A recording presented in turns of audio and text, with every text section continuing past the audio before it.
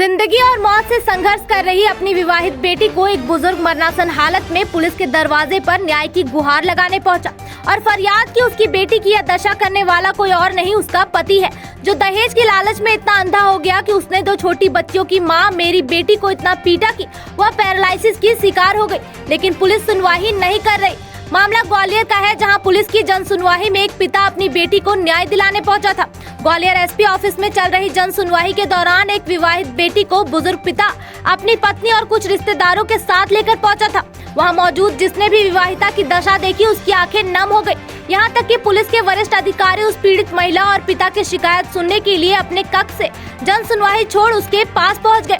Police के पास न्याय मांगने पहुंचे विवाहित बेटी के पिता हरिराम पाल ने पुलिस को बताया कि उसकी बेटी नीतू का विवाह 9 साल पहले आम को कंपू थाना क्षेत्र के रहने वाले वीरेंद्र पाल से कराया था और क्षमता के हिसाब से दान दहेज भी दिया था। शादी के कुछ समय बाद दामाद वीरेंद्र ने बेटी को प्रताड़ित करना शुरू कर दिया। बेटी नीतू की पहली सिजेरियन डिलीवरी के दौरान उसने एक बेटी को जन्म दिया और दूसरी डिलीवरी के दौरान भी एक और बेटी को जन्म दिया। इसके बाद दामाद ने बेटी नीतू को और प्रताड़ित करना शुरू कर दिया। बीती 10 मई को दामाद वीरेंद्र ने नीतू के साथ इतनी मारपीट की, उसके सिर में गंभीर चोट आ गई, जिससे उसका शरीर पैरालिसिस का शिकार हो गया। घटना की शिकायत थाना कंपू में दर्ज कराई गई, लेकिन पुलिस कर्मियों ने यह कहकर टरका दिया कि बेटी बात करने लायक हो जाए तब उसके बयान लेंगे। अब पुलिस के पास न्याय की गुहार लगाने आए हैं। इस मामले में जन सुनवाई के दौरान पीड़िता और उसके परिजनों को crime branch ASP Rishikesh Meena ने भरोसा दिलाया है, आरोपी के खिलाफ सख्त एक्शन लिया जाएगा और इस मामले में जिसकी भी भूमिका संदिग्ध होगी उसके खिलाफ भी कार्रवाई की जाएगी।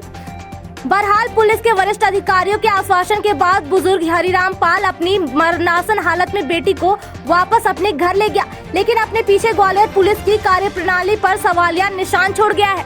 ग्वालियर से विक्की शर्मा की रिपोर्ट। थाने जा रहा हूँ। हरिराम। हाँ, क्या हुआ आप बताओ। मेरी 9 तारीख को मैं गया था सर। उन्होंने लड़की को समझाया, उन्हें समझाया और 10 तारीख को बहुत मारपीट कर दी। इसने बहुत मार ही दी, खत्म। उन्होंने कोई कैसा छोड़ी नहीं है। खत्म हो चुकी है। हाँ। शादी हुई थी, बच्ची का नाम क्या है? कहाँ शादी हुई? आम को विजयनगर में। क्या नाम बच्ची का? बच्ची का नीतू। किसने मारपीट की? उनका क्या नाम है? वीरेंद्र पाल। कौन है? पति मोड़ी का। क्यों मारपीट की? इसका दहेज मांगता था, बहुत मोड़ी को तंग रखता था, बहुत ज्यादा। 2 बच्चियां हो गई तो ऑपरेशन से तो और ज्यादा मारपीट करने लगा। तो मारपीट कब की है? हालत कैसी है? बहुत हालत खराब है, बहुत ज्यादा स्थिति खराब। ये 10 मई को करी थी। तो क्या इसकी शिकायत पुलिस से की आपने? हाँ, शिकायत करी, यहाँ पे भी करी, मीडिया पे नहीं करी। तो पुलिस ने क्या कहा था? पुलिस ने करे वो बोल जाएगी जब कुछ करेंगे, बयान ले लूंगा। लड़की के बयान चाहता हूँ, लड़की के बयान चाहता हूँ। आज तक बयान नहीं लिए, कोई FIR नहीं करी, कोई उनको गिरफ्तार नहीं किया। अभी आप बच्ची को लेके कहाँ आए थे? हाँ, एसपी ऑफिस आए साहब। क्या बोला? अब देखो साहब क्या बोलते हैं। आज जन सुनवाई के दौरान एक महिला को कुछ उनके परिजन लेके आए थे। उनकी काफ़ी क्रिटिकल कंडीशन थी,